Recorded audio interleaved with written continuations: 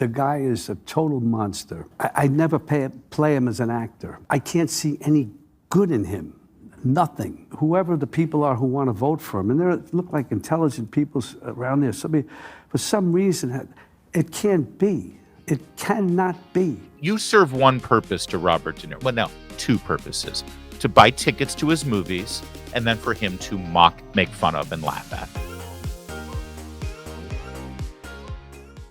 All right, over there on Bill Maher's show, he had a fine conversation with actor Robert De Niro. And of course, if you've got Oscar-winning Robert De Niro with this great history of doing Godfather movies and The Deer Hunter and Taxi Driver and, well, pretty much every Martin Scorsese movie ever written, and Meet the Fockers and Meet the Parents and all that, but you've got Robert De Niro there.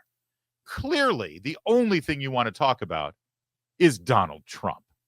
So why is Trump winning? I mean, the New York Times poll this week came out, and maybe this will change it with the State of the Union address, but Trump was beating him rather soundly. It was quite a warning light, 48-43, also winning way more among women than he had before, winning outright Latinos. What do you attribute that to?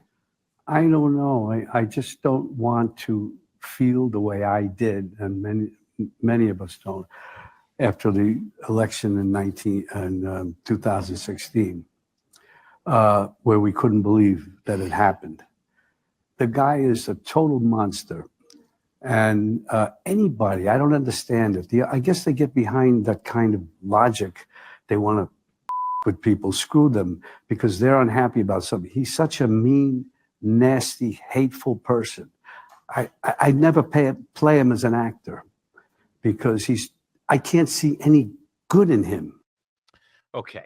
Boy, there's so much. And we got a few more clips here. There's just so much to analyze in this. And I want to warn you, this isn't some gratuitous, let's hear a Hollywood actor trash Trump kind of segment. This is actually incredibly informative.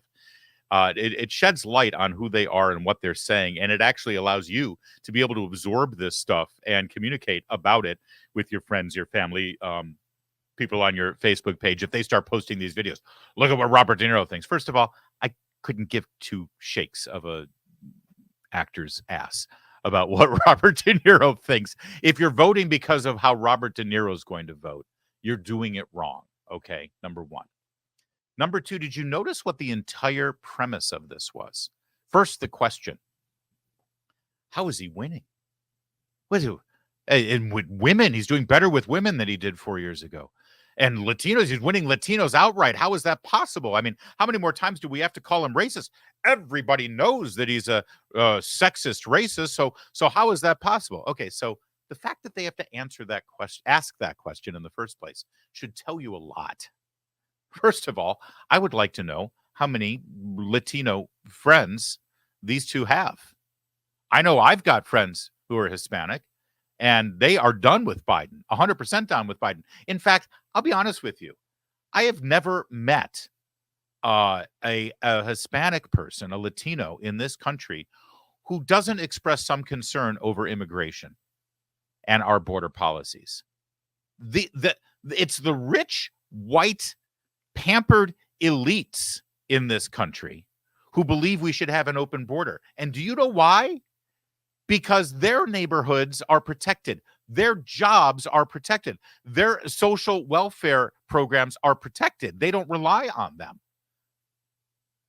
Robert De Niro's life is not changed.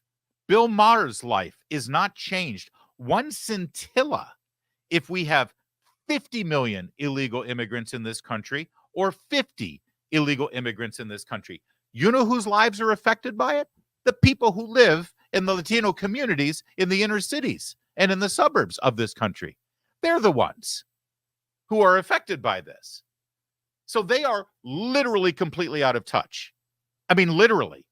They have no actual resonant connection with the issues at hand. So we're going to show you that in a minute, because toward the end of this conversation, they actually get to an issue here. You see, this is such a revelation into how they view the American people, the American voter, and American politics in general. It's all typecasting. He's an actor, after all. It's all stereotypes. This group should think this way. This group should think this way because we, their superiors have told them that they should, but not about actual issues. You heard Robert De Niro, and let me just play it one more time because it's honestly probably the most revealing moment here. When asked, how is he winning? How is this possible? New York Times has him winning by 5 points. How? And of course, the answer is, well, the American people really hate life under Joe Biden, and they like life under Donald Trump. And the things that they care most about are the things that Trump is talking about and says that he'll actually improve. That's the answer. But watch what Robert De Niro says. His response tells you everything.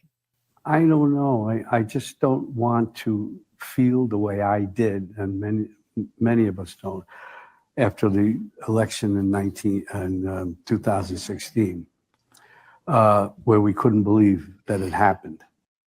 There it is.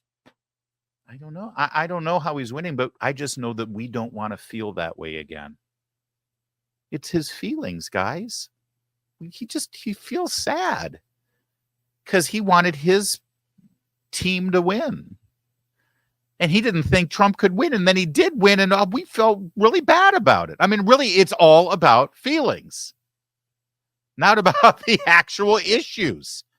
Now, I want to pick up where he left off there, where he was talking about what a terrible person Donald Trump was and how he couldn't play him as an actor. I love that. It's like, well, that's it. This is how Robert De Niro is supposed to inform me on how I'm supposed to vote. Well, let me tell you this. I could never play him in a movie. Oh, well, that's all I need to know. This is a man, by the way, who has played serial killers. This is a man who has played mafia bosses. He'll play those guys, but he couldn't possibly play Donald Trump. All right, so here's the next step in that conversation. The guy is a total monster. And anybody, I don't understand it. I guess they get behind that kind of logic. They want to fuck with people, screw them, because they're unhappy about something. He's such a mean, nasty, hateful person. I never play him as an actor because I can't see any good in him. Nothing at all. Nothing redeemable in him. And we have to, and whoever the people are who want to vote for him, and there look like intelligent people around there. For some reason, it can't be. It cannot be.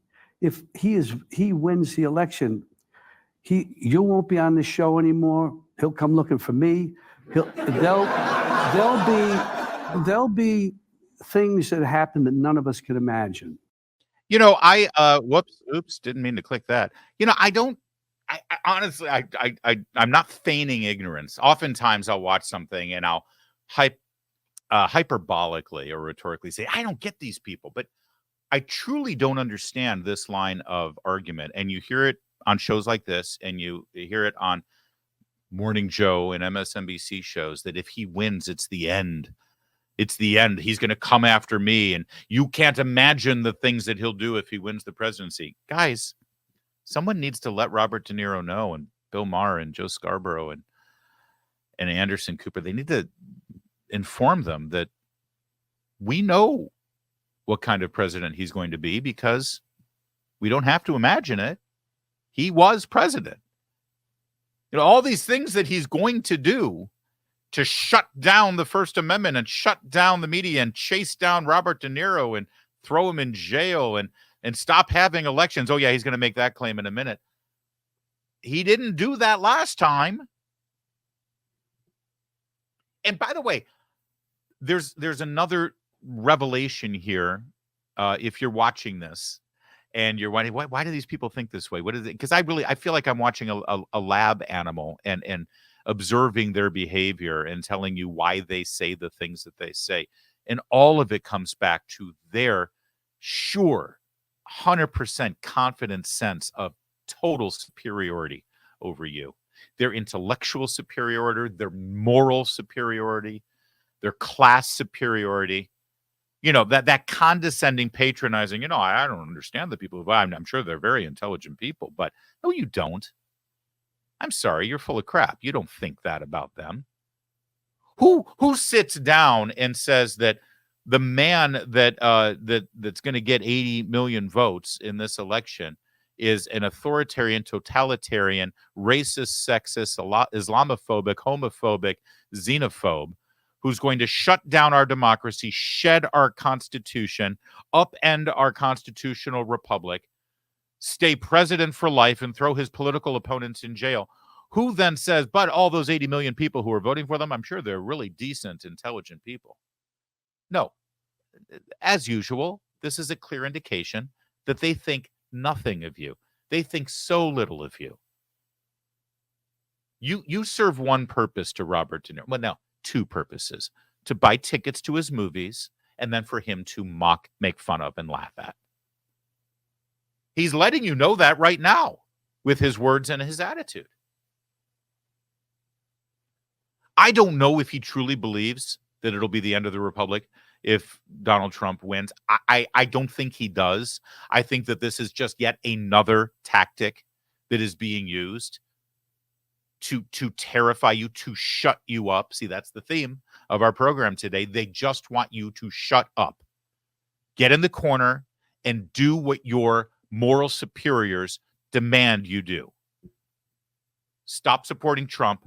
Stop saying you like him. Stop voting for him. Who the hell do you think you are? That's what we're getting here.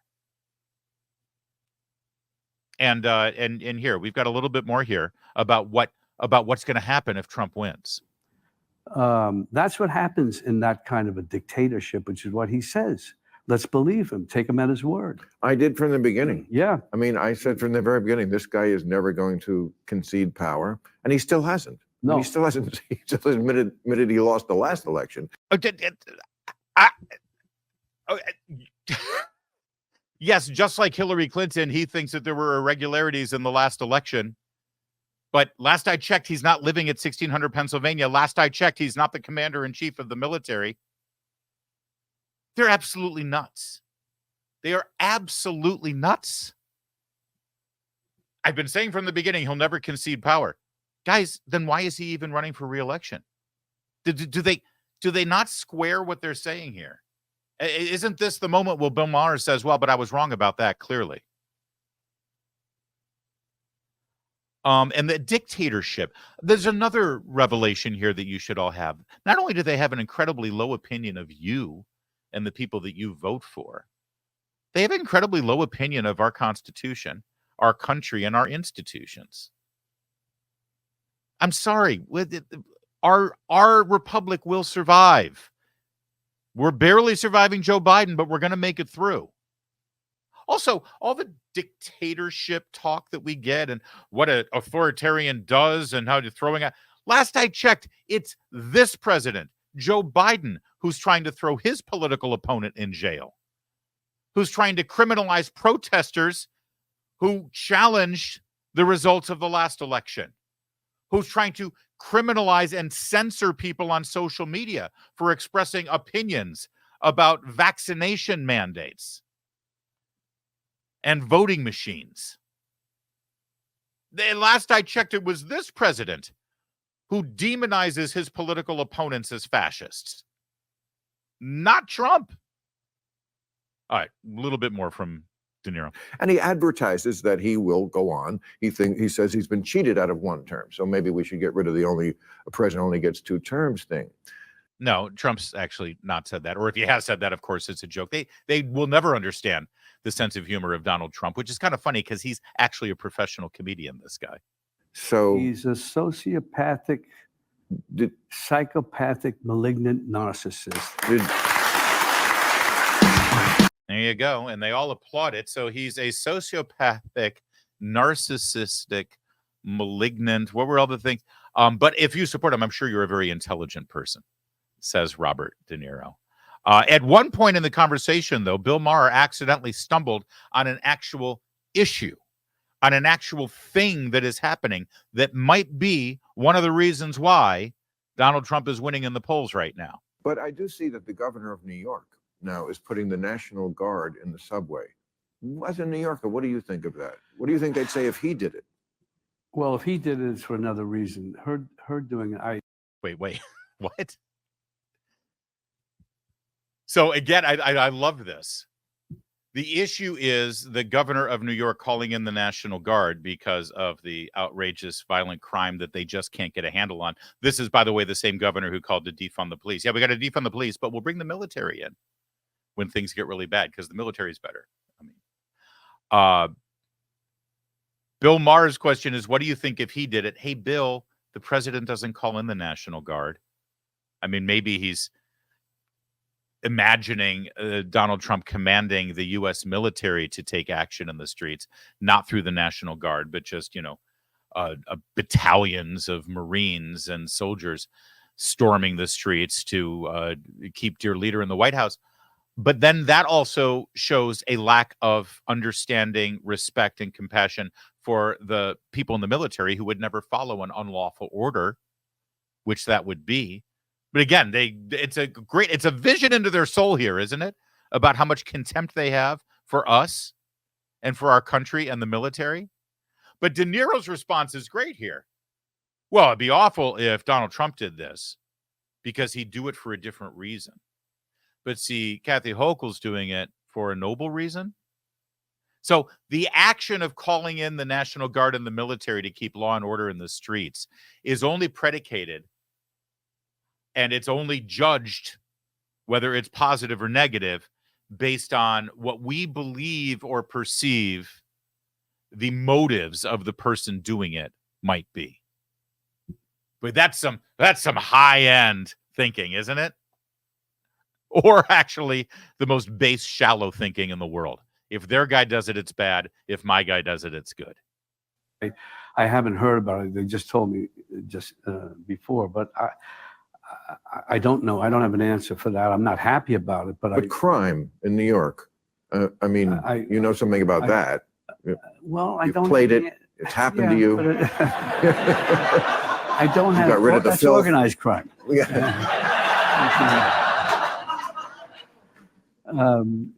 I don't. I'm sorry to hear that, and I hope. I don't know.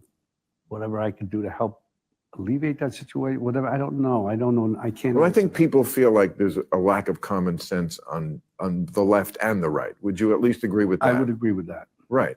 And that gives him a giant opening. See, the real problem with the violent crime in our streets and the fact that people are getting knifed and murdered and mugged and robbed and pushed into subway tracks and attacked while they're riding the subway, and they're unable to go to work or pick up their children from school, and certainly unable to let their children walk on the streets alone or with their friends without adult supervision or maybe an armed guard. The real problem is that gives Trump an opening. Not that people are getting raped and killed and people's livelihoods are being robbed. And no, that's secondary. It's that it gives Trump an opening and gives you something to get mouthy about too. It's and just so you know, Mr. Maher and Mr. De Niro, this is not a right and left issue. Both sides. It's not a both sides thing. It's very clear what one side is doing with regard to crime in this country and what the other side is doing to actually encourage crime in this country. One other insight into this entire Robert De Niro, Bill Maher exchange here that I think that you should take away from you, because you're going to see a lot of this over the next 9 months during this campaign. This is just the tip of the iceberg. Be ready for it. I want you to look at this stuff through the right lenses. Let me just tell you the biggest takeaway from all of this. Did you see Robert De Niro having to deal in real time with an issue that he didn't really know much about, but it should be a pretty simple one? Crime has gotten so bad in New York that the governor has had to call in the National Guard to help the police in the streets and the subway systems. What do you think about that? And did you see how he was stammering and stumbling and unable to come up with any principled position on it or any sort of real-time observation about it? Yeah, you saw that, right? I saw that. Here's the real takeaway. Robert De Niro and actors like him who like to stand up on the stage of the Oscars last night and lecture to you about your politics, they're not very smart. But boy, they get a platform, don't they?